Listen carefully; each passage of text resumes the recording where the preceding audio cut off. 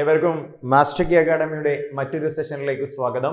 നമ്മൾ ഇന്ന് ഡിസ്കസ് ചെയ്യാൻ പോകുന്ന ടോപ്പിക് നമ്മുടെ ഭാഗത്ത് നിന്നും democracy meaning and it features, ജനാധിപത്യം അവയുടെ സവിശേഷതകൾ, അതുപോലെ തന്നെ direct democracy and indirect democracy, പ്രത്യക്ഷ ജനാധിപത്യം, പരോക്ഷ ജനാധിപത്യം, അതുപോലെ തന്നെ പാർലമെന്ററി ആൻഡ് പ്രസിഡൻഷ്യൽ സംവിധാനങ്ങൾ. അപ്പൊ 3 കാര്യങ്ങളാണ് ഈ മൊഡ്യൂളിൽ വരുന്നത്. ഒന്ന്, ജനാധിപത്യം എന്താണ്, അതിന്റെ സവിശേഷതകൾ എന്തൊക്കെയാണ്. രണ്ടാമത്തെ ഭാഗം പ്രത്യക്ഷ ജനാധിപത്യം, പരോക്ഷ ജനാധിപത്യം എന്നിവ തമ്മിലുള്ള വ്യത്യാസങ്ങൾ. അവസാനമായി ഡിസ്കസ് ചെയ്യേണ്ടത് പാർലമെന്ററി വ്യവസ്ഥ, പ്രസിഡൻഷ്യൽ വ്യവസ്ഥ എന്നിവയാണ്. സോ കൃത്യമായി ഫോക്കസ് ചെയ്യുക.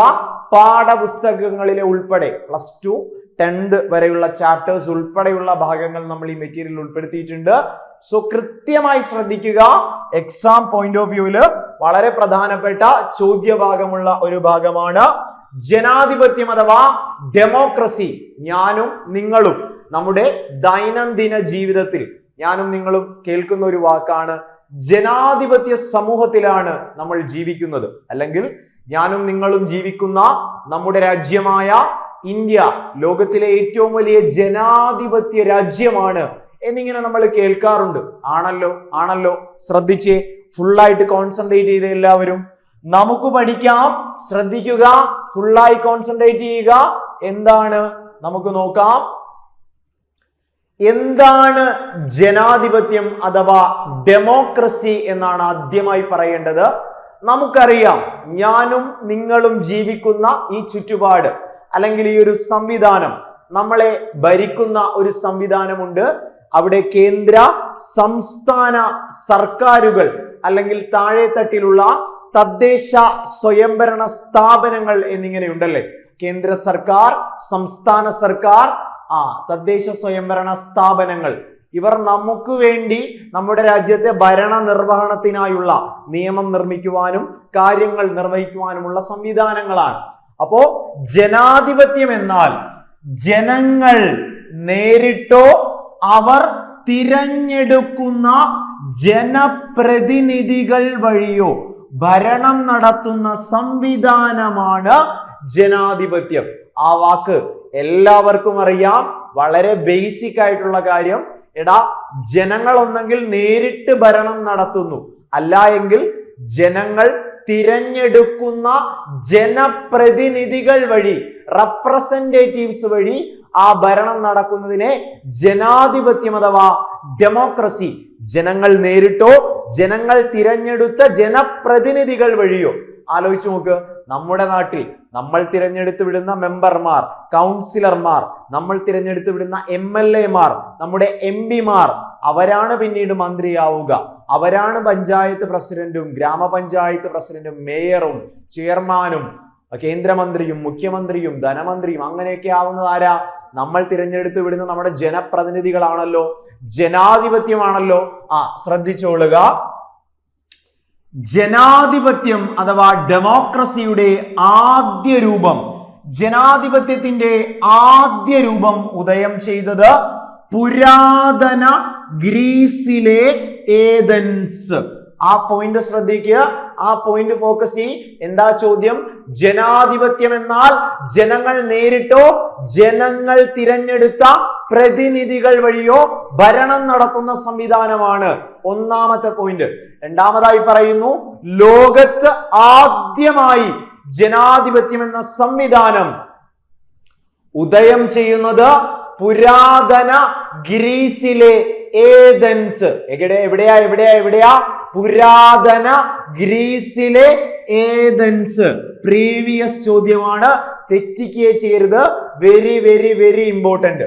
ഓക്കെ, നമുക്ക് നോക്കാം. പൊതുകാര്യങ്ങളിൽ തീരുമാനമെടുക്കുന്ന പ്രക്രിയയിൽ എല്ലാ വിഭാഗം ജനങ്ങളെയും പങ്കെടുപ്പിച്ചിരുന്നില്ല എങ്കിലും ജനാധിപത്യം എന്ന ആശയം സംഭാവന ചെയ്യുന്നതിൽ ഏതൻസ് പ്രധാന പങ്ക് വഹിച്ചിട്ടുണ്ട്. എന്താ പറയുന്നത്? ലോകത്തിൽ ആദ്യമായി പുരാതന ഗ്രീസിലെ ഏതൻസിലാണ് ജനാധിപത്യത്തിന്റെ ആദ്യ രൂപം ഉദയം ചെയ്യുന്നത്. അവിടെ എടുത്തു പറയുകയാണ്, അവിടെ തീരുമാനങ്ങൾ എടുക്കുന്നതിൽ, കാര്യങ്ങൾ നിർവഹിക്കുന്നതിൽ സമൂഹത്തിലെ എല്ലാ വിഭാഗത്തിനെയും ഉൾപ്പെടുത്തിയിരുന്നില്ല. എങ്കിലും ലോകത്തിന് ജനാധിപത്യം അഥവാ ഡെമോക്രസി എന്ന വലിയൊരു ആശയം സംഭാവന ചെയ്യുന്നതിൽ ഗ്രീസിന്, പുരാതന ഗ്രീസിലെ ഏതൻസിന് വലിയ പങ്കാണുള്ളത്. ആ പോയിന്റ് ഒന്ന് നോട്ട് ചെയ്യുക. മുന്നോട്ട് പോകാം, ശ്രദ്ധിക്കുക, ഫുള്ളായിട്ട് കോൺസെൻട്രേറ്റ് ചെയ്തേ.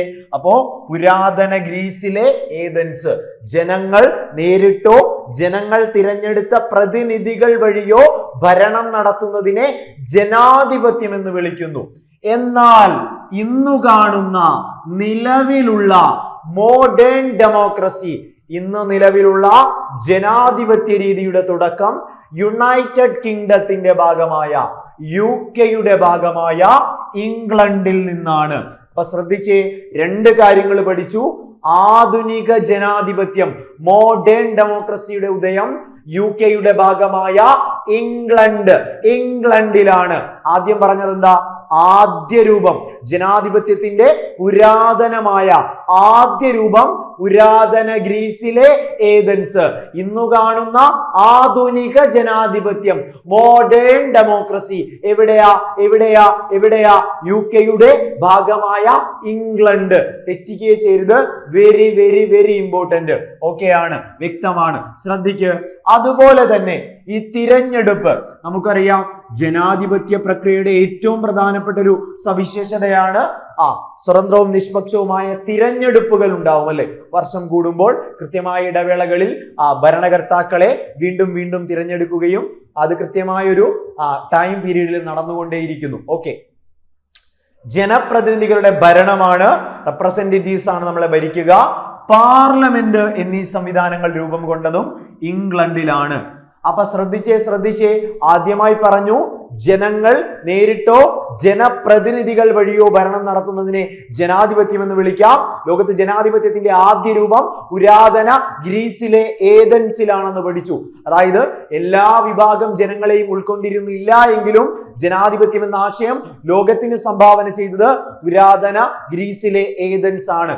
എന്നാൽ ആധുനിക ജനാധിപത്യം, മോഡേൺ ഡെമോക്രസി വരുന്നത് UK യുണൈറ്റഡ് കിങ്ഡത്തിന്റെ ഭാഗമായ ഇംഗ്ലണ്ടിലാണ്. ഓർത്തു വെക്കുക, തിരഞ്ഞെടുപ്പ്, ഇലക്ഷൻസ്, ജനപ്രതിനിധികളുടെ ഭരണം, റെപ്രസെന്റേറ്റീവ് ഗവർണൻസ്, അതുപോലെ പാർലമെന്റ്, പ്രതിനിധി സഭ, പാർലമെന്റ് എന്നീ വ്യവസ്ഥകളും ഇംഗ്ലണ്ടിൽ നിന്നാണ് ആ ലോകത്തിന് സമ്മാനിച്ചിട്ടുള്ളത് എന്നുകൂടി അറിയുക. മുന്നോട്ട് പോകുന്നു. ഈ വ്യക്തിയുടെ പേര്, ഈ വ്യക്തിയുമായി ബന്ധപ്പെട്ട പോയിന്റ് പാഠപുസ്തകം പുതിയ ചാപ്റ്ററുകളിലുണ്ട്. എക്സാം പോയിന്റ് ഓഫ് വ്യൂവില് എഴുതി പഠിക്കുക, ചോദ്യം വരും. എന്താ ചോദ്യം? അതെ, ഡെമോക്രസി അഥവാ ജനാധിപത്യം എന്ന പദം അഥവാ ഡെമോക്രസി എന്ന വാക്ക് ആദ്യമായി ഉപയോഗിച്ച വ്യക്തിയുടെ പേര് ചോദിച്ചാൽ നിങ്ങൾ പഠിക്കുക ഹെറോഡോട്ടസ്. ആരാണ്? പുരാതന ഗ്രീക്ക് ചരിത്രകാരനായ ഹെറോഡോട്ടസ്. എന്താ ചോദ്യം? അതെ, ലോകത്ത് ജനാധിപത്യം എന്ന വാക്ക്, ഡെമോക്രസി എന്ന വാക്ക് ആദ്യമായി ഉപയോഗിച്ചത് ഗ്രീക്ക് ചരിത്രകാരനായ ഹെറോഡോട്ടസ് ആണ്. ശ്രദ്ധിക്ക്, ഞാനും നിങ്ങളും നമ്മളെല്ലാവരും തിരഞ്ഞെടുപ്പുകളിൽ വോട്ട് ചെയ്യും. നമ്മുടെ താഴെത്തട്ടിലുള്ള തദ്ദേശ സ്വയംഭരണ സ്ഥാപനങ്ങളിലേക്ക് നമ്മുടെ പ്രതിനിധികളെ അയക്കും. നമ്മുടെ നാട്ടിലെ MLA-മാരെ അയക്കുന്നു, നമ്മുടെ MP-മാരെ അയക്കുന്നു. നമ്മളല്ലേ ശരിക്കും ഹീറോ? ഹെറോഡോട്ടസ്. ജനാധിപത്യം എന്ന വാക്ക് ആദ്യമായി ഉപയോഗിച്ച വ്യക്തി ഗ്രീക്ക് ചരിത്രകാരനായ ഹെറോഡോട്ടസ് എന്ന് പഠിക്കുക. നമുക്ക് നോക്കാം. ഈ വാക്കിനെ നമുക്ക് demos and Kratos, democracy, demos and Kratos, democracy, demos and Kratos. Demos എന്നാൽ എന്താ? ജനങ്ങൾ എന്നാണ്. ഡെമോസ് എന്നാൽ ജനങ്ങൾ എന്നാണ്. ക്രാറ്റോസ് എന്നാൽ അധികാരം. ക്രാറ്റോസ് എന്നാൽ അധികാരം, ഡെമോസ് എന്നാൽ ജനങ്ങൾ. അപ്പോൾ ഡെമോസ് ആൻഡ് ക്രാറ്റോസ് എന്നീ ഗ്രീക്ക് പദങ്ങൾ ചേർന്നാണ് ഡെമോക്രസി അഥവാ ജനങ്ങളുടെ അധികാരം അഥവാ ജനങ്ങളുടെ ഭരണം എന്ന പദം രൂപപ്പെട്ടത്. എങ്ങനെയാ? ഹെറോഡോട്ടസ് എന്ന ഗ്രീക്ക് ചരിത്രകാരൻ ആദ്യമായി ജനാധിപത്യം എന്ന വാക്ക് നിർദ്ദേശിച്ചു. ഡെമോസ് ആൻഡ് ക്രാറ്റോസ് എന്നീ ഗ്രീക്ക് പദങ്ങൾ, ഡെമോസ് എന്നാൽ ജനങ്ങൾ, ക്രാറ്റോസ് എന്നാൽ അധികാരം, ജനങ്ങളുടെ അധികാരം, പവർ ഓഫ് ദ പീപ്പിൾ അല്ലെങ്കിൽ ജനങ്ങളുടെ ഭരണം എന്നാണ് ഈ വാക്കിന്റെ അർത്ഥം എന്നുകൂടി ഓർക്കുക. ഇനി നമ്മുടെ ലോകത്ത് ചരിത്രം അല്ലെങ്കിൽ ഹിസ്റ്ററിയുടെ പിതാവ്, ചരിത്രത്തിന്റെ പിതാവ്, ഫാദർ ഓഫ് ഹിസ്റ്ററി എന്നറിയപ്പെടുന്ന വ്യക്തിയും ഹെറോഡോട്ടസ്. ഹെറോഡോട്ടസ് ചരിത്രത്തിന്റെ പിതാവ് എന്നുകൂടി ഒരു വിശേഷണം അദ്ദേഹവുമായി ബന്ധപ്പെട്ട് ഓർത്തിരിക്കേണ്ടതാണ്. മുന്നോട്ട് പോകുന്നു. ഫുള്ളായിട്ട് ശ്രദ്ധിക്ക്, കോൺസെൻട്രേറ്റ് ചെയ്ത് തെറ്റിക്കരുത്. നോക്ക് നമുക്ക് പഠിക്കാം. ഇനി പാഠപുസ്തകത്തിൽ തന്നെ പറയുന്ന എന്നാൽ ലോകത്തെമ്പാടും ഞാനും നിങ്ങളും ജീവിതത്തിൽ ഒന്നോ അതിലധികമോ തവണ കേട്ടിട്ടുള്ള, നമ്മൾ തന്നെ പറഞ്ഞിട്ടുള്ള ഡെമോക്രസിയെ സംബന്ധിക്കുന്ന വളരെയേറെ പ്രസിദ്ധീകരിക്കപ്പെട്ട, ചർച്ച ചെയ്യപ്പെട്ട ഒരു പരാമർശമുണ്ട്. അത് അമേരിക്കയുടെ, യുണൈറ്റഡ് സ്റ്റേറ്റ്സ് ഓഫ് അമേരിക്കയുടെ മുൻ പ്രസിഡന്റ് ആയിരുന്ന, അമേരിക്കയുടെ 16ാമത്തെ പ്രസിഡന്റ് ആയിരുന്ന എബ്രഹാം ലിങ്കൻ. നമുക്കറിയാം, അടിമത്തം നിരോധിച്ച അമേരിക്കൻ പ്രസിഡന്റ് ആയിരുന്ന 16ാമത്തെ അമേരിക്കൻ പ്രസിഡന്റ് ആയിരുന്ന എബ്രഹാം ലിങ്കൻ ജനാധിപത്യത്തെ സംബന്ധിച്ച് പറഞ്ഞ വാക്കുകൾ വളരെ പ്രസക്തമാണ്, പ്രസിദ്ധമാണ്. നമുക്ക് നോക്കാം.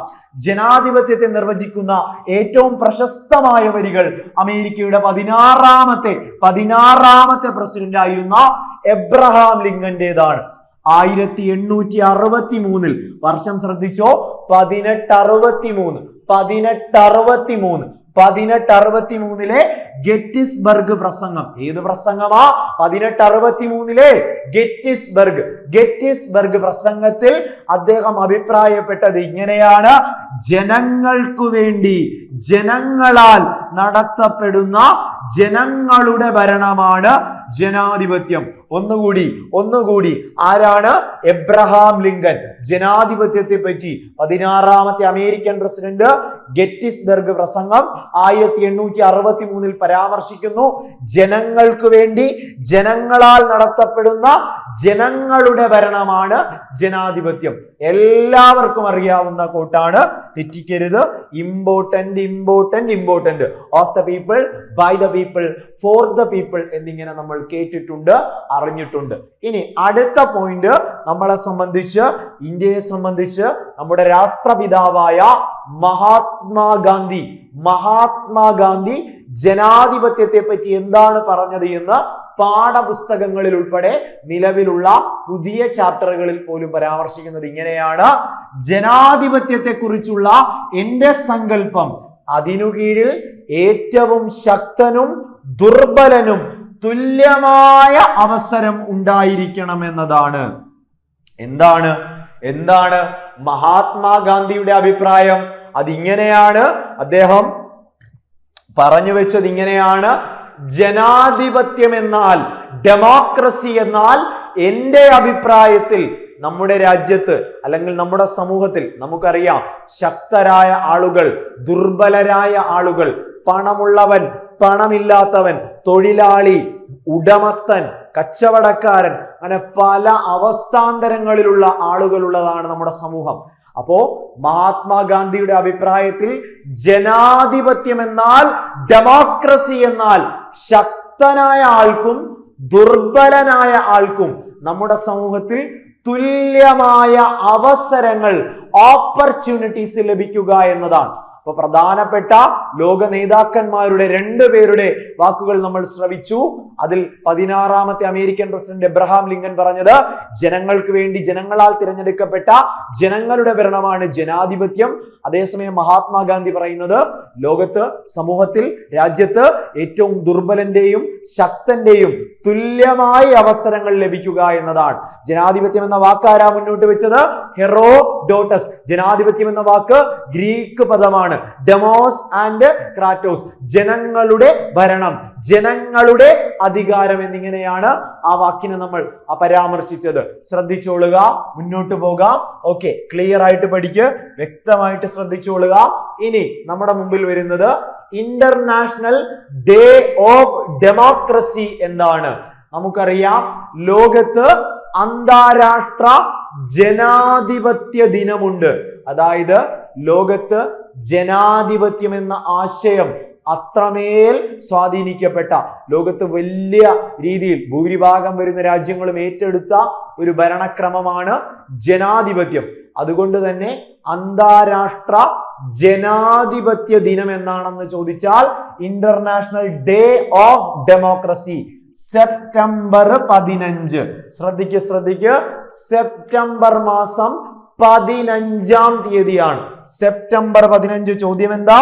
ഇന്റർനാഷണൽ ഡേ ഓഫ് ഡെമോക്രസി, അന്താരാഷ്ട്ര ജനാധിപത്യ ദിനം സെപ്റ്റംബർ 15. സെപ്റ്റംബർ 15 അന്താരാഷ്ട്ര ജനാധിപത്യ ദിനം. ജനാധിപത്യ തത്വങ്ങൾ പ്രോത്സാഹിപ്പിക്കുന്നതിന്, ഉയർത്തിപ്പിടിക്കുന്നതിനുമായി 2007 ഐക്യരാഷ്ട്രസഭ, നമ്മുടെ യുണൈറ്റഡ് നേഷൻസ് ഓർഗനൈസേഷൻസ് ലോകത്ത് ജനാധിപത്യത്തെ പ്രോത്സാഹിപ്പിക്കുവാനും അതിന്റെ ആദർശങ്ങളെയും മൂല്യങ്ങളെയും ഉയർത്തിപ്പിടിക്കുവാനും 2007 സെപ്റ്റംബർ 15 അന്താരാഷ്ട്ര ജനാധിപത്യ ദിനമായി ആചരിക്കുവാൻ തീരുമാനിച്ചത് എന്ന് മനസ്സിലാക്കാം. ഇനി ഈ വർഷം 2025 ജനാധിപത്യ ദിനത്തിന്റെ പ്രമേയം ഫ്രം വോയിസ് ടു ആക്ഷൻ, എന്നതാണ്. എന്താണ്? 2025 സെപ്റ്റംബർ 15 അന്താരാഷ്ട്ര ജനാധിപത്യ ദിനം. 2025 പ്രമേയം ഫ്രം വോയിസ് ടു ആക്ഷൻ, വാക്കിൽ നിന്നും പ്രവർത്തിയിലേക്ക്, from voice to action. September 15 2007 മുതൽ ഐക്യരാഷ്ട്രസഭ അന്താരാഷ്ട്ര ജനാധിപത്യ ദിനമായി ആചരിക്കാൻ തീരുമാനിച്ചു. 2025 18ാമത്തെ ജനാധിപത്യ ദിനമാണ് 2025 ആദരിച്ചത് എന്ന് കൂടി ഓർക്കുക. മുന്നോട്ട് പോകുന്നു, ശ്രദ്ധിക്കുക. ഇമ്പോർട്ടന്റ്. നമുക്ക് നോക്കാം. ജനാധിപത്യം എന്ന വ്യവസ്ഥയുടെ സവിശേഷതകൾ, ഡെമോക്രസി ആൻഡ് ഇറ്റ് ഫീച്ചേഴ്സ് ആണ് നമ്മോട് സിലബസിൽ ആവശ്യപ്പെട്ടിരിക്കുന്നത്. നമ്മൾ ജനാധിപത്യം എന്താണെന്ന് ആദ്യമേ പറഞ്ഞു വെച്ചു. നമുക്കൊന്ന് ജസ്റ്റ് ഓടിച്ച് റിവൈസ് ചെയ്യാം. നോക്കിക്കോളുക, വ്യക്തമായി പഠിക്കാം. നോക്കുക. ഓക്കെ, ആദ്യം നമ്മൾ പറഞ്ഞത് എന്താണ് ജനാധിപത്യം എന്ന് പറഞ്ഞു. ജനാധിപത്യം എന്നാൽ ജനങ്ങൾ നേരിട്ടോ അല്ലെങ്കിൽ ജനങ്ങളുടെ പ്രതിനിധികൾ വഴിയോ, റെപ്രസെന്റേറ്റീവ്സ് വഴിയോ ഭരണം നടത്തുന്ന ഭരണക്രമമാണ് ജനാധിപത്യം എന്ന് പഠിച്ചു. ഇനി ലോകത്തിൽ ആദ്യമായി ജനാധിപത്യം രൂപം കൊള്ളുന്നത് പുരാതന ഗ്രീസിലെ ഏതൻസിലാണ്. അവിടെ എല്ലാ വിഭാഗം ജനങ്ങൾക്കും റെപ്രസെന്റേഷൻ ഉണ്ടായിരുന്നില്ല.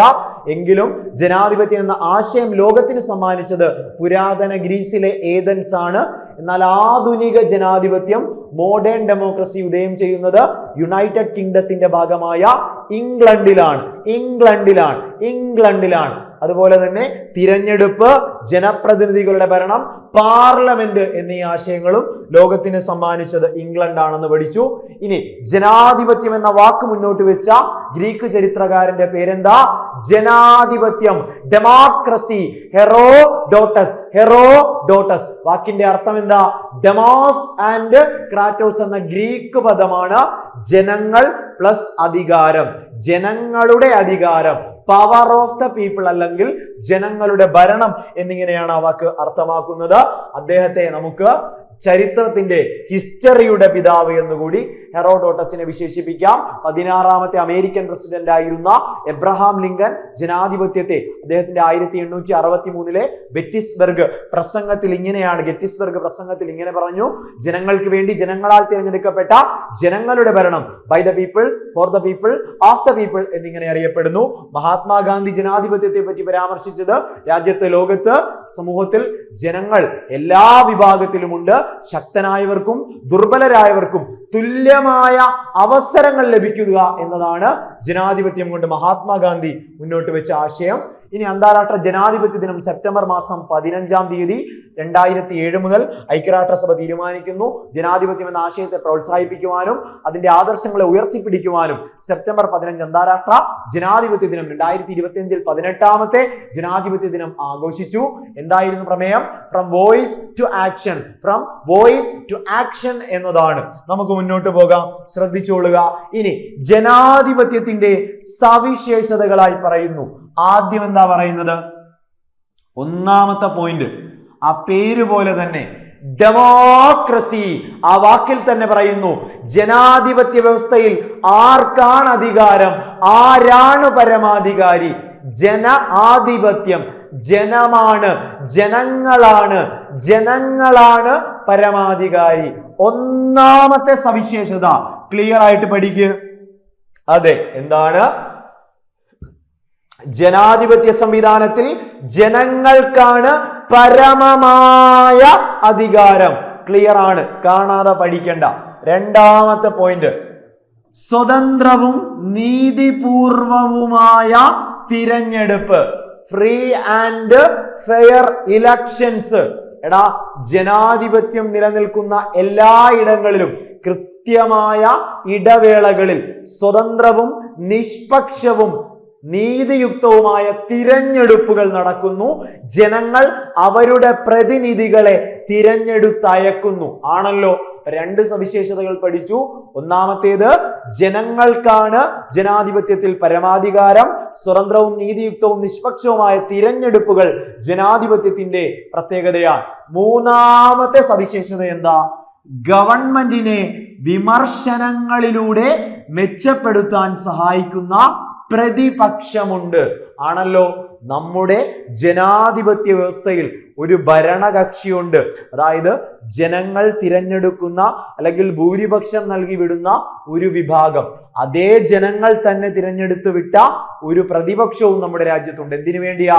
ഈ ഭരണപക്ഷം കൃത്യമായി ക്ലിയർ ആയിട്ടാണ് കാര്യങ്ങൾ മുന്നോട്ട് കൊണ്ടുപോകുന്നത് എന്ന് ഉറപ്പുവരുത്താൻ, അവരെ തിരുത്തുവാൻ, അവരെ വിമർശിക്കുവാൻ, അവരെ നേരായ വഴിക്ക് നടത്തുവാൻ കൃത്യമായ ഒരു ഫെയർ ആയിട്ടുള്ള, ഒരു ഹെൽത്തി ആയിട്ടുള്ള ഓപ്പോസിഷൻ, പ്രതിപക്ഷവും നമ്മുടെ ജനാധിപത്യ വ്യവസ്ഥയുടെ പ്രത്യേകതയാണ്. 3 പോയിന്റുകൾ പഠിച്ചു.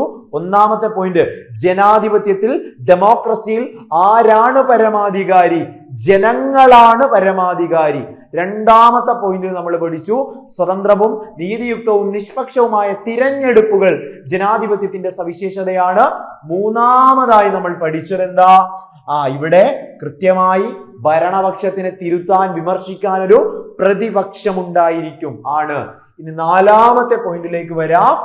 നിയമത്തിന് മുന്നിൽ എല്ലാവർക്കും തുല്യത ഉറപ്പുവരുത്തുന്ന നിയമവാഴ്ച ജനാധിപത്യത്തിന്റെ പ്രത്യേകതയാണ്. ഒന്നുമില്ല, ഒരു രാജ്യത്ത് വിവിധങ്ങളായ ജനവിഭാഗങ്ങളുണ്ട്.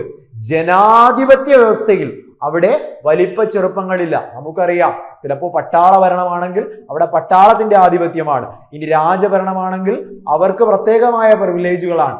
എന്നാൽ ജനാധിപത്യ വ്യവസ്ഥയിൽ ഈ രാജ്യത്തൊരു നിയമവാഴ്ചയുണ്ട്, റൂൾ ഓഫ് ലോ ഉണ്ട്. എന്ന് വെച്ചാൽ എന്താ? ഈ രാജ്യത്ത് നിർമ്മിക്കപ്പെടുന്ന നിയമങ്ങൾ രാജ്യത്തെ എല്ലാ പൗരന്മാർക്കും, എല്ലാ മനുഷ്യർക്കും തുല്യമാണ്. ആർക്കും പ്രത്യേകമായ പരിഗണനകൾ സാധാരണഗതിയിൽ ഇല്ല. സോ ഇങ്ങനെ പഠിക്കുക, നിയമത്തിനു മുന്നിൽ എല്ലാവർക്കും തുല്യത ഉറപ്പുവരുത്തുന്ന നിയമവാഴ്ച രാജ്യത്ത്, ജനാധിപത്യ രാജ്യങ്ങളിൽ, അപ്പോ രാജ്യത്തുള്ള എല്ലാവർക്കും തുല്യത ഉറപ്പുവരുത്തുന്ന നിയമവാഴ്ച. നാലാമത്തെ പോയിന്റ് എന്താ? ജനങ്ങളെയും ഭരണകൂടത്തെയും തമ്മിൽ ബന്ധിപ്പിക്കാൻ സഹായിക്കുന്ന സ്വതന്ത്ര വാർത്താ മാധ്യമങ്ങൾ എന്നതാണ്. ആലോചിച്ച് നോക്കിയടാ, നമ്മുടെ രാജ്യത്ത് നമ്മൾ പറയാറുണ്ട് ജനാധിപത്യത്തിന്റെ നാലാമത്തെ തൂൺ എന്ന് പറയുന്ന എന്താണ്? മാധ്യമങ്ങളാണ്. മാധ്യമങ്ങൾ. ആലോചിച്ച് നോക്കുക, നമ്മുടെ രാജ്യത്ത് സ്വതന്ത്രമായി നിഷ്പക്ഷമായി രാജ്യത്ത് നടക്കുന്ന ഗവൺമെന്റുകൾ ചെയ്യുന്ന കാര്യങ്ങൾ അറിയിക്കുവാൻ ഇവിടെ പത്ര, ദൃശ്യ, ശ്രവ്യ മാധ്യമങ്ങളുണ്ട്. നമ്മൾ അവരിൽ നിന്നാണ് വിവരങ്ങൾ അറിയുന്നത്, ആണല്ലോ.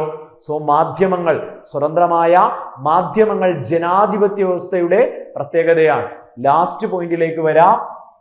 സ്വതന്ത്രവും നിഷ്പക്ഷവുമായ നീതിന്യായ വ്യവസ്ഥ. നമുക്കറിയാം ഗവൺമെന്റ് എന്ന സംവിധാനത്തിന്റെ പ്രധാനപ്പെട്ട 3 ഘടകങ്ങളാണ് നിയമനിർമ്മാണ വിഭാഗം, നിയമം നിർമ്മിക്കുന്ന വിഭാഗം, നിയമനിർമ്മാണ വിഭാഗം അഥവാ ലെജിസ്ലേച്ചർ ആണ്. ഇനി നിയമങ്ങൾ നടപ്പിലാക്കുന്ന വിഭാഗമായ എക്സിക്യൂട്ടീവ് അഥവാ കാര്യനിർവഹണ വിഭാഗം. 3ാമത്തെ വിഭാഗമാണ് നീതിന്യായ വിഭാഗം അഥവാ ജുഡീഷ്യറി, ആണല്ലോ. ഗവൺമെന്റിന്റെ 3 ഘടകങ്ങൾ ഏതൊക്കെയാ? നിയമനിർമ്മാണം, കാര്യനിർവഹണം, നീതിന്യായം. അപ്പോ ഈ രാജ്യത്ത് ജനാധിപത്യം പ്രോപ്പറായി വർക്ക് ചെയ്യണമെങ്കിൽ ഈ ആദ്യം പറഞ്ഞ 2 വിഭാഗങ്ങളുണ്ടല്ലോ, ലെജിസ്ലേച്ചർ ആൻഡ് എക്സിക്യൂട്ടീവ്, കൃത്യമായി ഫെയർ ആയിട്ട് വർക്ക് ചെയ്യുന്നു എന്ന് ഉറപ്പുവരുത്തുന്നത് നമ്മുടെ നാട്ടില് നമ്മുടെ കോടതികളാണ്, ജുഡീഷ്യറിയാണ്, നീതിന്യായ വിഭാഗമാണ്. സോ ജനാധിപത്യത്തിന്റെ 6 പ്രധാനപ്പെട്ട സവിശേഷതകൾ നമ്മൾ ഡിസ്കസ് ചെയ്തു. 1ാമത്തെ സവിശേഷതയായി നമ്മൾ പഠിച്ചത് ജനാധിപത്യം. ജനങ്ങളാണ് പരമാധികാരി. ആ ജനങ്ങൾ എങ്ങനെയാ? സ്വതന്ത്രവും നീതിയുക്തവും നിഷ്പക്ഷവുമായ തിരഞ്ഞെടുപ്പുകളാണ് 2ാമത്തെ പ്രത്യേകത. 3ാമതായി പറഞ്ഞു മെച്ചപ്പെടുത്താൻ സഹായിക്കുന്ന പ്രതിപക്ഷമുണ്ട്, വാർത്താ മാധ്യമങ്ങളുണ്ട്, ഉറപ്പുവരുത്താൻ നിയമവാഴ്ചയുണ്ട്. അവസാനമായി സ്വതന്ത്രവും നിഷ്പക്ഷവുമായ നീതിന്യായ വ്യവസ്ഥ ലോകത്ത് ജനാധിപത്യ വ്യവസ്ഥയുള്ളിടങ്ങളിൽ നിലനിൽക്കുന്നു. ഓക്കെ, മുന്നോട്ടേക്ക് പോകാം. ഇനി ഓരോന്നായിട്ട്. ഓക്കെ, ജനാധിപത്യ സംവിധാനത്തിൽ ജനങ്ങൾക്കാണ് പരമമായ അധികാരം, സ്വതന്ത്രവും നീതിപൂർവമായ തിരഞ്ഞെടുപ്പ് നടക്കുന്നു, ഗവൺമെന്റിനെ വിമർശനങ്ങളിലൂടെ മെച്ചപ്പെടുത്താൻ സഹായിക്കുന്ന പ്രതിപക്ഷം, നിയമത്തിന് മുന്നിൽ എല്ലാവർക്കും തുല്യത ഉറപ്പുവരുത്തുന്ന നിയമവാഴ്ച, ജനങ്ങളെയും ഭരണകൂടത്തെയും തമ്മിൽ ബന്ധിപ്പിക്കാൻ സഹായിക്കുന്ന സ്വതന്ത്ര വാർത്താ മാധ്യമങ്ങൾ, സ്വതന്ത്രവും നിഷ്പക്ഷവുമായ നീതിന്യായ വ്യവസ്ഥ എന്നിവയാണ് ലോകത്തുള്ളത്. ഓക്കെ, ഇനി ഓരോന്നായിട്ട് നമുക്ക് ഡിസ്കസ് ചെയ്യാം. ശ്രദ്ധിച്ചോളുക, വെരി വെരി ഇമ്പോർട്ടന്റ്. ആദ്യത്തെ പ്രത്യേകത, ജനാധിപത്യ സംവിധാനത്തിൽ ജനങ്ങൾക്കാണ് പരമമായ അധികാരം. സംശയമുണ്ടോ? 1ാമത്തെ സവിശേഷത ഡീറ്റെയിൽ ആയിട്ട് പഠിക്കുന്നു. നിങ്ങൾ ആലോചിച്ച് നോക്കുക, ആ പേര് പോലെ തന്നെ ജനങ്ങളില്ല എങ്കിൽ പിന്നെ എന്ത് ജനാധിപത്യമാണ് അവിടെ ഉണ്ടാവുക? നമുക്ക് പഠിക്കാം. ശ്രദ്ധിച്ചോളുക.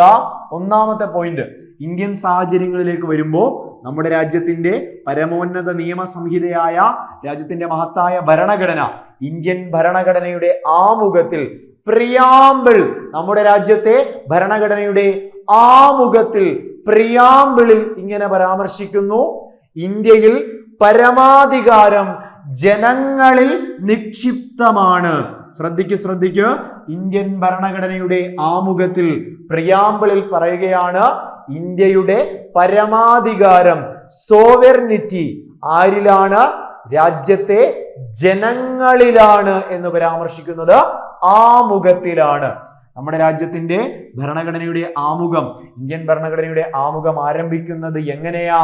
നമുക്കറിയാം, എക്സാമിന് ചോദിക്കാറുണ്ട്. എങ്ങനെയാ പറയുന്നത്? We the people of India, നാം ഭാരതത്തിലെ ജനങ്ങൾ, അല്ലെങ്കിൽ ഭാരതത്തിലെ ജനങ്ങളായ നാം, we the people of India having solemnly resolved to constitute India into a sovereign, socialist, secular, democratic republic. അതായത് നാം ഭാരതത്തിലെ ജനങ്ങൾ ഇന്ത്യയെ ഒരു പരമാധികാര മതേതര ജനാധിപത്യ പരമാധികാര സോഷ്യലിസ്റ്റ് മതേതര ജനാധിപത്യ റിപ്പബ്ലിക്കായി ഈ രാജ്യത്തെ സംവിധാനം ചെയ്യുന്നു. സോ രാജ്യത്തെ ജനങ്ങളാണ് പരമാധികാരി എന്ന് പരാമർശിക്കുന്ന ഭരണഘടനയുടെ ഭാഗം ആമുഖമാണ്, പ്രിയാമ്പിളാണ്. നമുക്ക് നോക്കാം. ഇനി ഈ ലോകത്ത് തന്നെ ജനങ്ങൾ എന്ന വാക്കിന്റെ പ്രാധാന്യം അല്ലെങ്കിൽ ജനാധിപത്യത്തിൽ എന്തുകൊണ്ട് ജനങ്ങൾ ഇത്ര പ്രാധാന്യമുള്ളവരായി എന്ന് ചോദിച്ചാൽ നമുക്ക് പറയാം, രാഷ്ട്രം അഥവാ നമ്മൾ ഈ പറയുന്ന സ്റ്റേറ്റ് ഉണ്ടല്ലോ, നമ്മുടെ രാജ്യം അല്ലെങ്കിൽ രാഷ്ട്രം എന്ന സങ്കല്പം തന്നെ രൂപം കൊള്ളണമെങ്കിൽ അതിന് പ്രധാനമായി 4 ഘടകങ്ങളാണ് വേണ്ടത്. അതിലേറ്റവും പ്രധാനപ്പെട്ട ആദ്യത്തെ ഘടകമാണ് ജനങ്ങൾ. ജനങ്ങളില്ലെങ്കിൽ രാഷ്ട്രമേ ഇല്ല, സ്റ്റേറ്റ് എന്ന കൺസെപ്റ്റ് പോലും പൂർണ്ണമാവില്ല. നിങ്ങൾ ആലോചിച്ച് നോക്കുക, ഈ ലോകത്ത് ഇത്രയും വലിയൊരു ലോകമുണ്ട്, നിറയെ ഭൂഖണ്ഡങ്ങളുണ്ട്, 7 ഭൂഖണ്ഡങ്ങളുണ്ട്, കോണ്ടിനെന്റ്സ് ഉണ്ട്, അതിൽ നിരവധി രാജ്യങ്ങളുണ്ട്. ജനങ്ങളില്ല എങ്കിൽ ഈ പറയുന്ന രാഷ്ട്രം എന്ന സങ്കല്പത്തിന് എന്തെങ്കിലും പ്രാധാന്യമുണ്ടോ? ജനാധിപത്യം എന്ന വ്യവസ്ഥയുണ്ടോ? ഇല്ല. നമുക്ക് നോക്കാം. ഒന്നാമതായി പറയുന്നു, രാഷ്ട്രം എന്ന വാക്ക് ആദ്യമായി ഉപയോഗിച്ചത് നിക്കോളോ മാക്കവെല്ലി. ജനാധിപത്യം എന്ന വാക്ക് ഹെറോഡോട്ടസ്, രാഷ്ട്രം സ്റ്റേറ്റ് എന്ന വാക്ക് നിക്കോളോ മാക്കവെല്ലി എന്ന് പഠിക്കുക. ഇനി ഒരു രാഷ്ട്രം രൂപീകരിക്കപ്പെടണമെങ്കിൽ പ്രധാനമായും 4 ഘടകങ്ങൾ അത്യന്താപേക്ഷിതമാണ്. എന്താ പറഞ്ഞത്? ഒരു രാഷ്ട്രം രൂപീകരിക്കപ്പെടണമെങ്കിൽ പ്രധാനമായും വേണ്ടത് 4 ഘടകങ്ങളാ. പ്രീവിയസ് ചോദ്യമാണ്, തെറ്റിക്കുകയേ ചെയ്യരുത്. ഓക്കെ, റീസെന്റ് ചോദിച്ചതാണ്. ഏതൊക്കെയാ 4 ഘടകങ്ങൾ എന്ന് പഠിക്കാം. ഒന്ന്, ജനങ്ങൾ. നിങ്ങൾ ആലോചിച്ച് നോക്കടാ, ഇന്ത്യ എന്നൊരു രാജ്യത്തെ പറ്റി ഓർക്കുമ്പോൾ നമ്മുടെ മനസ്സിലേക്ക് ഒരു വലിയ ഭൂപടം വരും. ഇന്ത്യ ജമ്മു കാശ്മീരും കന്യാകുമാരിയും ഗുജറാത്തും നോർത്ത് ഈസ്റ്റ് സംസ്ഥാനങ്ങളും ഉൾപ്പെടുന്ന ഒരു വലിയൊരു ഭൂമിക. അവിടെ അപ്പൊ ഒരു ഭൂപ്രദേശമുണ്ട്, ജനങ്ങളുണ്ട്. ഓക്കെ, അത് മാത്രം പോരാ, ഒരു ഗവൺമെന്റും വേണം. ശ്രദ്ധിച്ചോളുക, നമുക്ക് നോക്കാം. ഓക്കെ, സോ നമ്മൾ പറഞ്ഞു വന്നത് ജനങ്ങൾ ആണ് ജനാധിപത്യത്തിലെ പരമാധികാരികൾ. സോ അവിടെ എത്രയും പ്രാധാന്യത്തോടെ പറഞ്ഞത് രാഷ്ട്രം എന്ന സങ്കല്പം തന്നെ, സ്റ്റേറ്റ് എന്ന സങ്കല്പം തന്നെ രൂപപ്പെടുന്നത് പ്രധാനമായും 4 ഘടകങ്ങൾ ചേരുമ്പോൾ മാത്രമാണ്. രാഷ്ട്രം എന്ന വാക്ക് മുന്നോട്ട് വെച്ചത് നിക്കോളോ മാക്കവെല്ലി എന്ന വ്യക്തിയാണ്. നമ്മൾ പറഞ്ഞു, രാഷ്ട്രം സ്റ്റേറ്റ് രൂപീകരിക്കപ്പെടണമെങ്കിൽ പ്രധാനമായും വേണ്ട 4 ഘടകങ്ങൾ ഏതൊക്കെയെന്ന് എക്സാമിന് ചോദിച്ചിരുന്നു. ഒന്നാമത്തെ ഘടകം അത് ജനങ്ങളാണ്. രണ്ടാമത്തെ ഘടകം ഭൂപ്രദേശമാണ്, ടെറിട്ടറി, പീപ്പിൾ, ടെറിട്ടറി. മൂന്നാമതായി ഗവൺമെന്റ് വേണം, ഒരു സർക്കാർ വേണം. നിങ്ങൾ ആലോചിച്ച് നോക്കുക, നമ്മുടെ നാട് കേരളം എന്ന സംസ്ഥാനം എടുത്തു നോക്കുക. ജനങ്ങളുണ്ടോ? ഉണ്ട്. ഗവൺമെന്റ് ഉണ്ടോ? ഉണ്ട്. ഒരു ഭൂപ്രദേശമുണ്ടോ? 14 ജില്ലകളുള്ള ആ ഒരു ഭൂപ്രദേശം ഉണ്ടല്ലോ. എന്നാൽ അതൊരു രാഷ്ട്രമാണോ? അല്ല. കാരണം എന്താ? രാഷ്ട്രമാകണമെങ്കിൽ പരമാധികാരമുണ്ടാവണം, സോവറിനിറ്റി ഉണ്ടാവണം, ആണല്ലോ. സോ ജനങ്ങൾ, ഭൂപ്രദേശം, ഗവൺമെന്റ്, പരമാധികാരം. സോ ഇതൊരു എക്സാമിന് ചോദിച്ചപ്പോ ഈ ഗവൺമെന്റിന് പകരം ജനാധിപത്യം എന്ന് കൊടുത്തിരുന്നു. അത് തെറ്റാണ്. കാരണം എന്താ? ജനാധിപത്യം തന്നെ വേണമെന്ന് എല്ലായിടത്തും നിർബന്ധം പറയുന്നില്ലല്ലോ. ജനങ്ങൾ വേണം, ഭൂപ്രദേശം വേണം, പരമാധികാരം വേണം. ഏതെങ്കിലും ഒരു ഗവൺമെന്റ്, അത് ജനാധിപത്യ ഗവൺമെന്റ് ആവാം, ജനാധിപത്യ ഇതര ഗവൺമെന്റ് ആവാം, അത്രയേ ഉള്ളൂ. ഓക്കെ, സിമ്പിൾ ആണ്, വ്യക്തമാണ്. നമുക്ക് നോക്കാം, ശ്രദ്ധിച്ചോളുക. ഇനി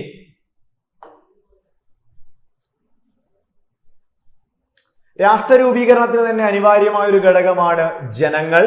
പരസ്പര ധാരണ, പരസ്പര ആശ്രയത്വം, പൊതു താല്പര്യം എന്നിവയെ അടിസ്ഥാനമാക്കി ജനങ്ങൾ ഒത്തൊരുമയോടെ പ്രവർത്തിക്കേണ്ടത് രാഷ്ട്രത്തിന്റെ നിലനിൽപ്പിന് അത്യന്താപേക്ഷിതമാണ്. നിങ്ങൾ ആലോചിച്ച് നോക്കിയേ, ഒരു രാഷ്ട്രം രൂപീകരിക്കണമെങ്കിൽ അവിടുത്തെ ജനങ്ങൾ തന്നെയാണ് ഏറ്റവും പ്രധാനപ്പെട്ട പങ്ക് വഹിക്കുക. ആലോചിച്ച് നോക്കുക, അവിടുത്തെ ജനങ്ങൾ പരസ്പരമായ അവരുടെ ഒരു മ്യൂച്വൽ അണ്ടർസ്റ്റാൻഡിങ്ങും പരസ്പരം ഒരു ഡിപ്പെൻഡൻസിയും പരസ്പരമുള്ള ഇൻട്രസ്റ്റും പൊതുവായിട്ടൊരു കോ എക്സിസ്റ്റൻസിലൂടെ മാത്രമേ കാര്യങ്ങൾ നല്ല രീതിയിൽ പോകൂ. നിങ്ങൾ ആലോചിച്ച് നോക്കുക, നമ്മുടെ അയൽ രാജ്യങ്ങളായ പാകിസ്ഥാൻ, ബംഗ്ലാദേശ്, ഈ അടുത്ത കാലത്ത് ശ്രീലങ്ക, ഏറ്റവും അവസാനമായി നേപ്പാൾ. ജനങ്ങൾ അസ്വസ്ഥരാണെങ്കിൽ ആ രാഷ്ട്രത്തിന്റെ ഭാവി വലിയ തകരാറിലാവും. ഓക്കെ, ഒരു അവിടെ നിലനിൽക്കുന്ന വ്യവസ്ഥ ഏതുമാവട്ടെ, ജനാധിപത്യമാവട്ടെ, രാജഭരണമാവട്ടെ, പട്ടാളഭരണമാവട്ടെ, പ്രോപ്പറായ രീതിയിലല്ല ഭരണക്രമം മുന്നോട്ട് പോകുന്നതെങ്കിൽ, കൃത്യമായി ജനങ്ങളെ വേണ്ട രീതിയിൽ അവർ അഡ്രസ്സ് ചെയ്യുന്നില്ല എങ്കിൽ നമ്മുടെ അയൽ രാജ്യങ്ങളിലൊക്കെ നമ്മൾ കണ്ടതാണ്. ഇപ്പൊ ഏറ്റവും അവസാനമായി നേപ്പാൾ എന്ന ഇന്ത്യയുടെ അയൽ രാജ്യത്ത് ജെൻസി പ്രക്ഷോഭം നടന്നു. ജെൻ ഇസഡ് പ്രക്ഷോഭമാണ് നടന്നത്. അവിടുത്തെ നേപ്പാളിന്റെ പ്രധാനമന്ത്രിയായിരുന്ന KP ശർമാ ഒലി രാജിവെച്ചു. ആണല്ലോ, നേപ്പാൾ പാർലമെന്റ് തന്നെ പിരിച്ചുവിടപ്പെടുകയും 2026 തിരഞ്ഞെടുപ്പുകൾ ഇനി നടക്കാൻ പോകുന്നു. താൽക്കാലിക പ്രധാനമന്ത്രിയായി, ഇടക്കാല പ്രധാനമന്ത്രിയായി, നേപ്പാളിന്റെ ആദ്യ വനിതാ പ്രധാനമന്ത്രിയായി സുശീല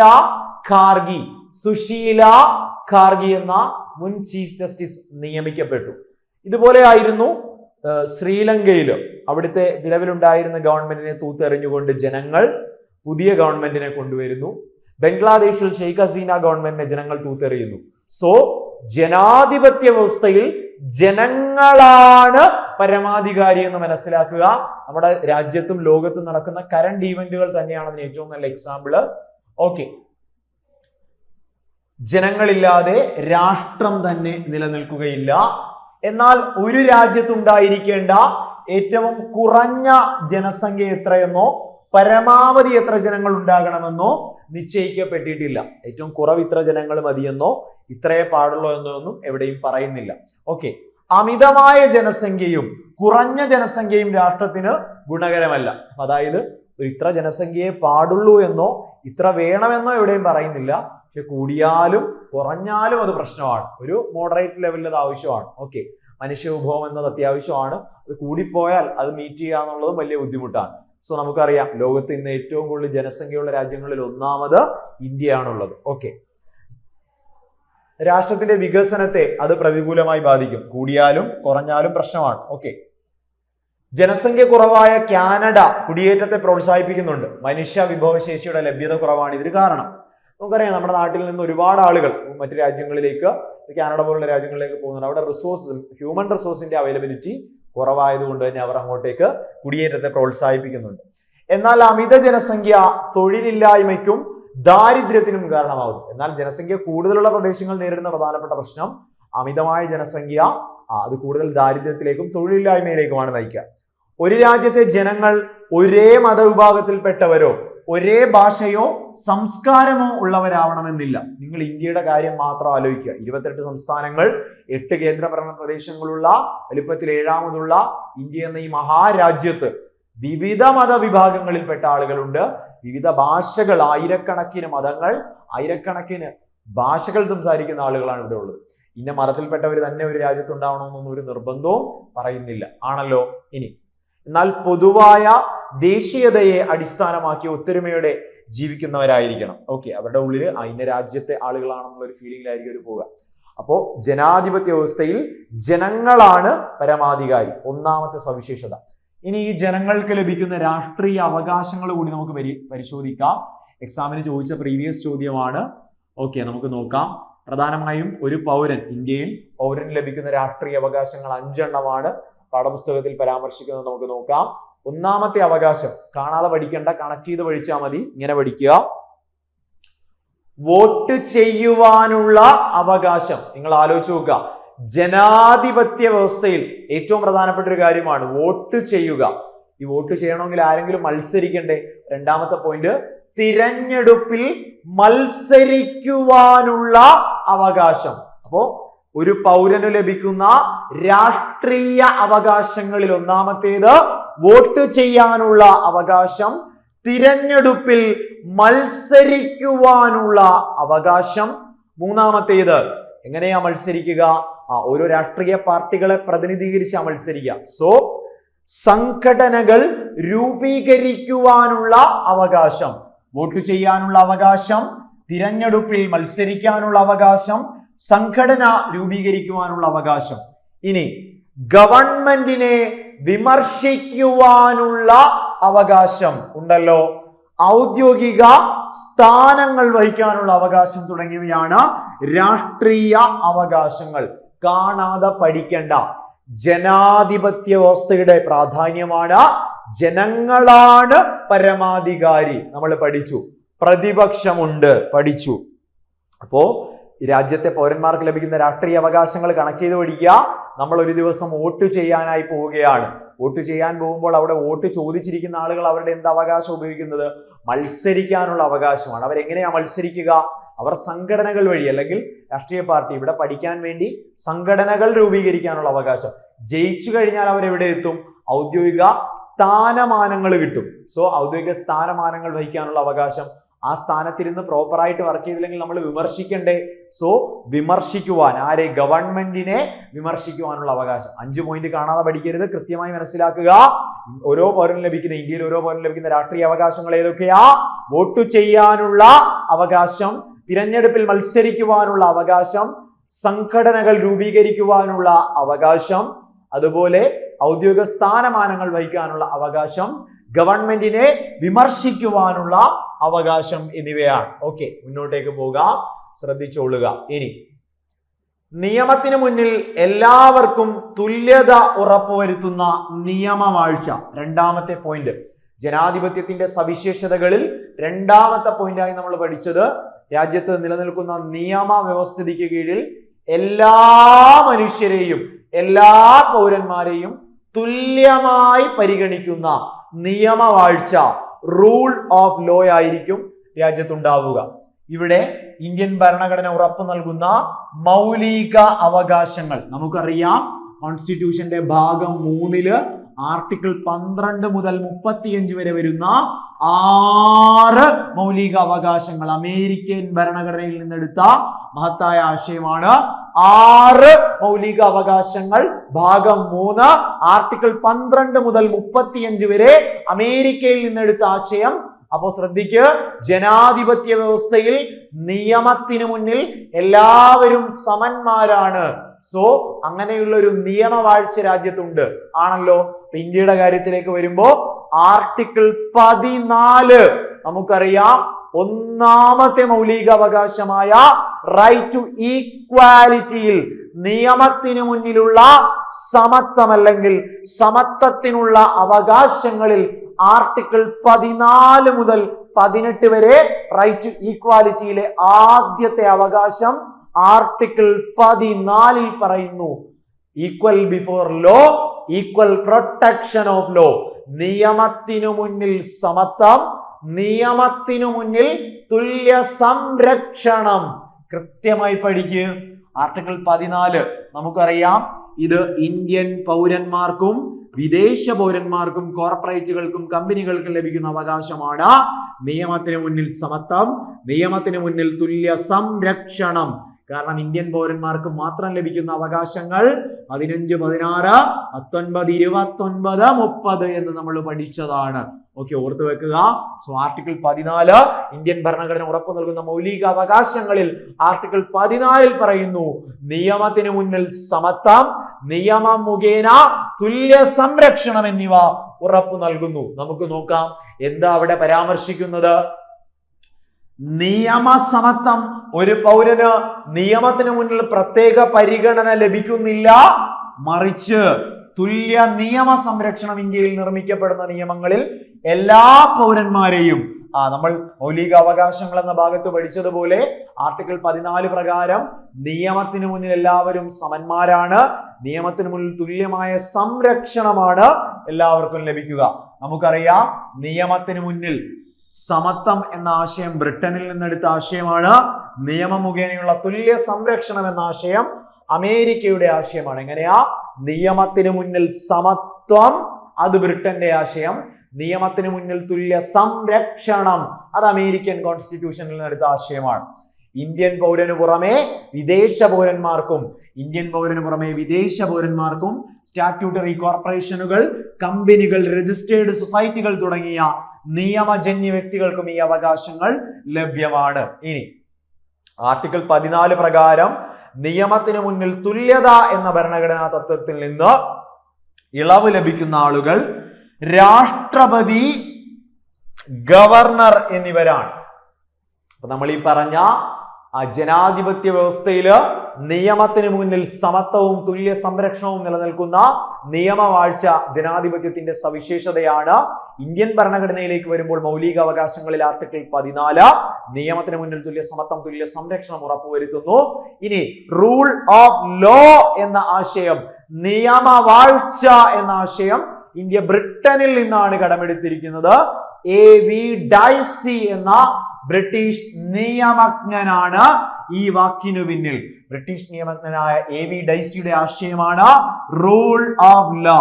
റൂൾ ഓഫ് ലോ ആരുടേതാ? AV Dicey.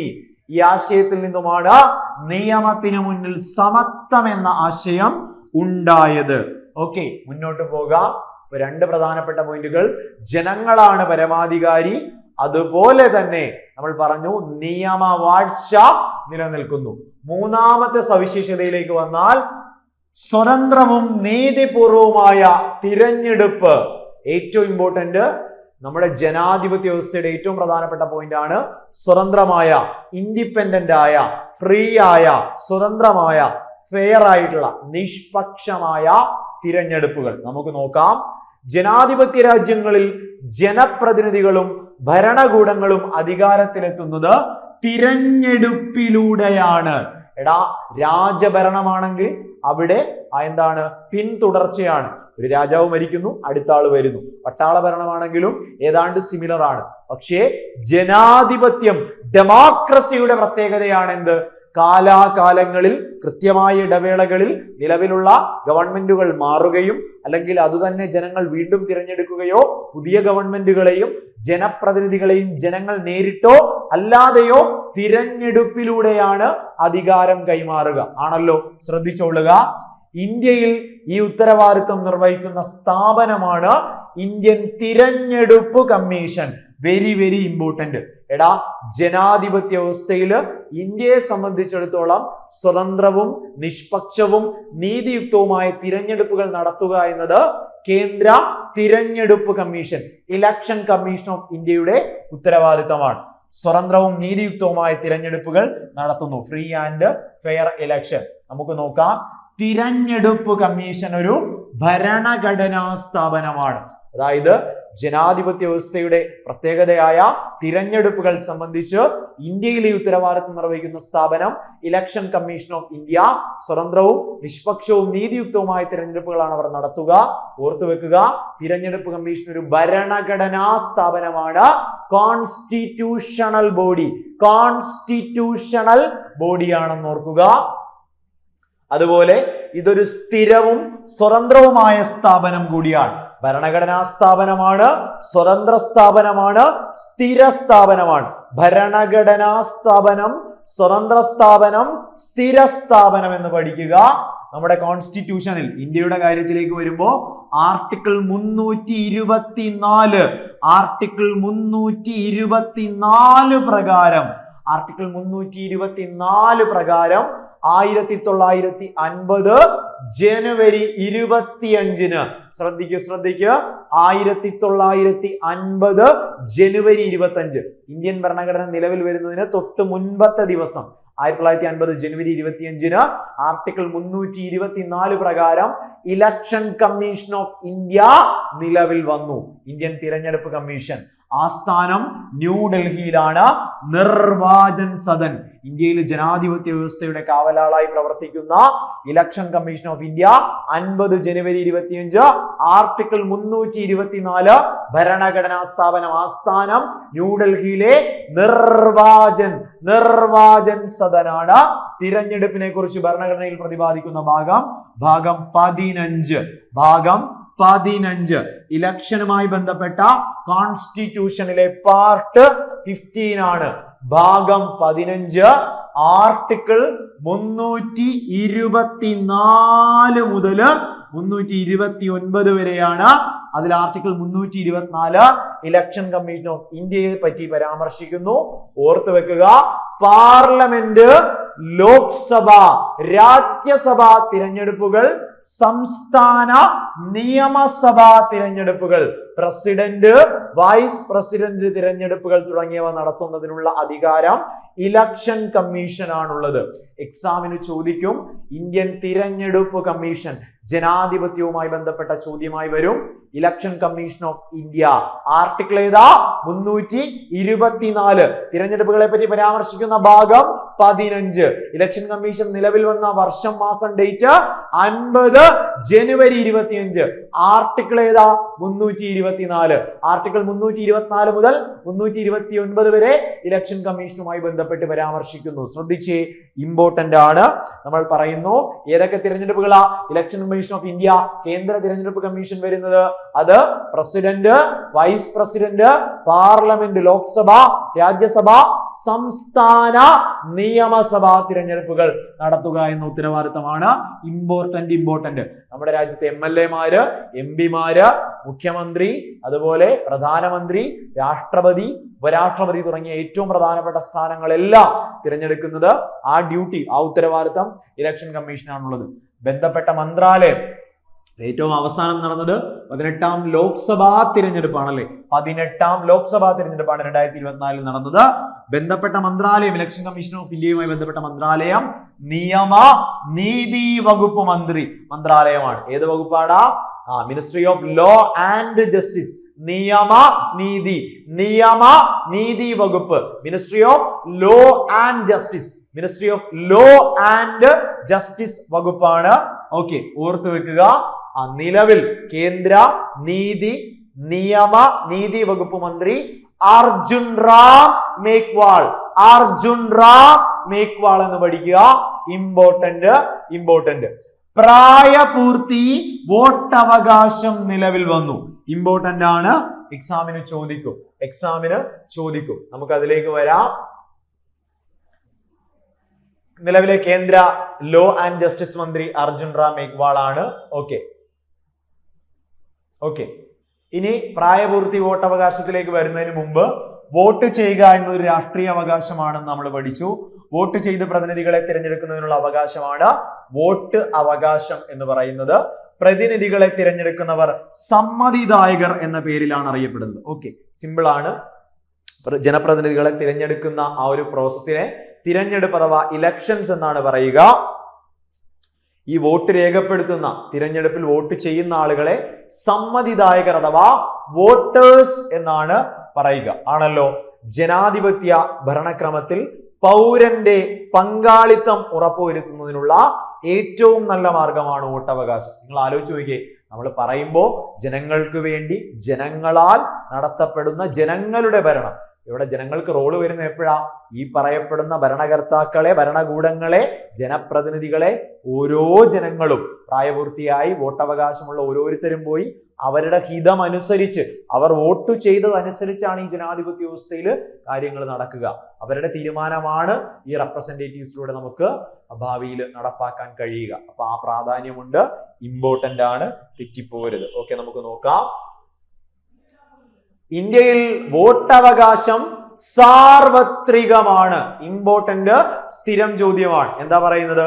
ഇന്ത്യയെ സംബന്ധിച്ചിടത്തോളം ഈ വോട്ടവകാശം, റൈറ്റ് ടു വോട്ട് എന്നത് അഡൾട്ട് ഫ്രാഞ്ചൈസ് ആണ്, അഥവാ സാർവത്രിക പ്രായപൂർത്തി വോട്ടവകാശമാണ്. എന്താണെന്ന് വെച്ചാല് വേറൊന്നുമല്ല, ഒരു നിശ്ചിത പ്രായം കഴിഞ്ഞ എല്ലാവർക്കും ജാതി, മത, വർഗ, ലിംഗ, ഭാഷ, ദേശ വ്യത്യാസങ്ങളില്ലാതെ വോട്ട് ചെയ്യാനുള്ള അവകാശം ഇന്ത്യയിലുണ്ട്. ഒരു നിശ്ചിത പ്രായം, അത് നിലവിൽ എത്ര വയസ്സാ?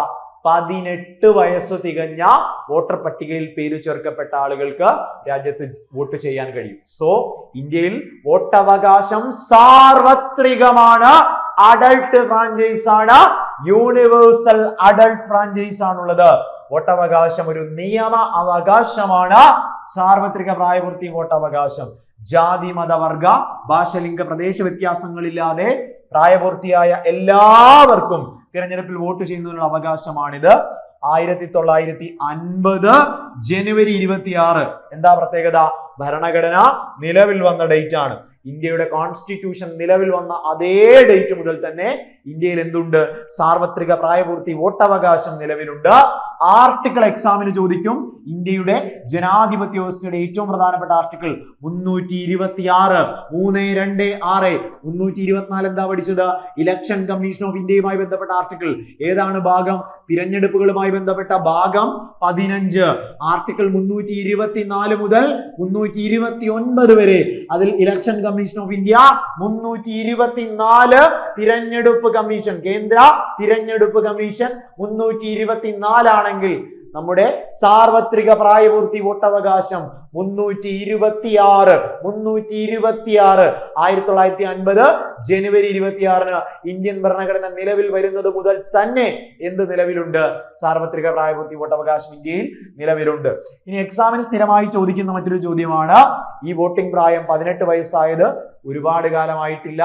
1989 വരെ 1989 വരെ വോട്ടവകാശത്തിന്റെ പ്രായപരിധി 21 വയസ്സ് ആയിരുന്നു. എന്നാൽ 61ാം ഭരണഘടനാ ഭേദഗതി, കോൺസ്റ്റിറ്റ്യൂഷണൽ അമെൻഡ്മെന്റ് ഏതാ? 61ാം ഭേദഗതി 1989. വർഷം ശ്രദ്ധിക്കുക. 61ാം ഭരണഘടനാ ഭേദഗതി 1989 പ്രകാരമാണ് 21 വയസ്സിൽ നിന്നും 18 കുറച്ചത്. ശ്രദ്ധിച്ചേ, 89ലെ 61ാം ഭേദഗതി പ്രകാരം 21 വയസ്സിൽ നിന്നും 18 കുറച്ചു. എക്സാമിന് ചോദിക്കും, പ്രധാനമന്ത്രി ആ കാലഘട്ടത്തിൽ രാജീവ് ഗാന്ധിയാണ്. ഇമ്പോർട്ടന്റ് ആണ്, തെറ്റിക്കരുത്. ശ്രദ്ധിക്ക്. അങ്ങനെ ഇന്ത്യയിൽ ആദ്യമായി പ്രായപൂർത്തി വോട്ടവകാശം ആർട്ടിക്കിൾ 326 പ്രകാരം, യൂണിവേഴ്സൽ അഡൽട്ട് ഫ്രാഞ്ചൈസ് പ്രകാരം ഇന്ത്യയിൽ ആദ്യമായി പ്രായപൂർത്തി വോട്ടവകാശത്തിന്റെ അടിസ്ഥാനത്തിൽ തിരഞ്ഞെടുപ്പ് നടത്തിയ സംസ്ഥാനം അത് മണിപ്പൂരാണ്. മണിപ്പൂർ നിലവിൽ സംസ്ഥാന അടിയന്തരാവസ്ഥ പ്രഖ്യാപിക്കപ്പെട്ട മുഖ്യമന്ത്രിയായിരുന്ന ബീരൻ സിംഗ് രാജിവെച്ച, നിലവിൽ രാഷ്ട്രപതി ഭരണം ഏർപ്പെടുത്തപ്പെട്ടിട്ടുള്ള മണിപ്പൂർ, കലാപം നടന്ന മണിപ്പൂർ. അപ്പോ ഇന്ത്യയിൽ ആദ്യമായി സാർവത്രിക പ്രായപൂർത്തി വോട്ടവകാശത്തിന്റെ അടിസ്ഥാനത്തിൽ തിരഞ്ഞെടുപ്പ് നടന്ന സംസ്ഥാനം മണിപ്പൂരാണ് എന്നോർക്കുക. ഇനി ദേശീയ സമ്മതിദായക ദിനം എന്ന നാഷണൽ ഇന്ത്യയിൽ വോട്ടേഴ്സ് ഡേ എന്ന, സംശയം വേണ്ട, നമ്മുടെ ഇലക്ഷൻ കമ്മീഷൻ ഓഫ് ഇന്ത്യ നിലവിൽ വന്ന ഡേറ്റ് 50 ജനുവരി 25 അല്ലേ? ആ ജനുവരി 25 നാഷണൽ വോട്ടേഴ്സ് ഡേ, ദേശീയ സമ്മതിദായക ദിനമാണ്. ഓക്കെ, 2011 മുതലാണ് കേട്ടോ. 2011 മുതലാണ് ജനുവരി 25 നാഷണൽ വോട്ടേഴ്സ് ഡേ, ദേശീയ സമ്മതിദായക ദിനമായി ആചരിച്ചു തുടങ്ങിയത്. തിരഞ്ഞെടുപ്പ് കമ്മീഷൻ സ്ഥാപക ദിനം എന്ന നിലയിലാണ് ജനുവരി 25 ദേശീയ സമ്മതിദായക ദിനമായി ആചരിക്കുവാൻ തീരുമാനിച്ചിട്ടുള്ളത് എന്നുകൂടി അറിയുക. ഓക്കെ.